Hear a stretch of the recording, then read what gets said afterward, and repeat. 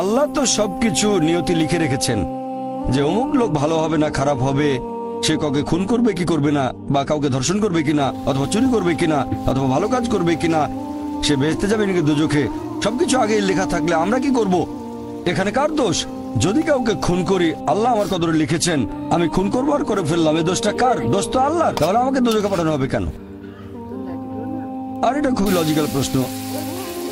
এই প্রশ্নের উত্তরে বলবো, আমাদেরকে এই কদর বা নিয়তির ধারণা আগে বুঝতে হবে যে আল্লাহ সুবহানাহু ওয়া তাআলা আগে থেকে লিখে রেখেছেন একটা মানুষ কখন জন্মাবে, তারপরে সে কোন দেশে জন্মাবে, কখন মারা যাবে, কোন দেশে মারা যাবে।